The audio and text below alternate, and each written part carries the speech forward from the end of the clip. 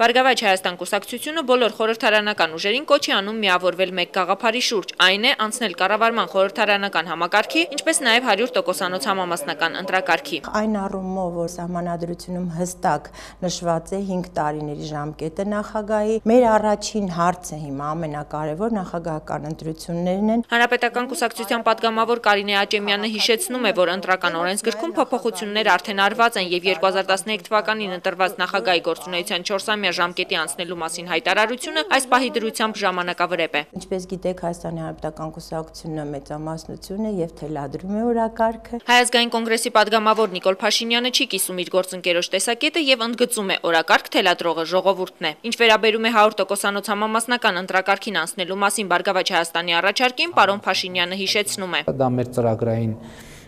դրույթներից է եւ մենք արդեն իսկ կոնկրետ գործողություն ենք արել այդ ուղղությամբ։ Ազգային կոնգրեսի խմբակցությունը այս պահին արդեն շրջանառության մեջ ունի նախագիծ ընտրական օրենսգրքում փոփոխություններ կատարելու։ Ժառանգություն խմբակցության ղեկավար Ռուբեն Հակոբյանը նույնպես այն կարծիքին է, որ Բարգավաճ Հայաստանի առաջարկը Ժառանգություն կուսակցության ծրագրային հիմնադրույթներից է։ Ինչ վերաբերում է միջկուսակցական խորհրդակցություններին, ապա Ժառանգություն խմբակցությունը չի շտապում։ Մենք սպասում ենք, որ սա դառնա կուսակցության դիրքորոշում, որովհետև շատ կարևոր հարց է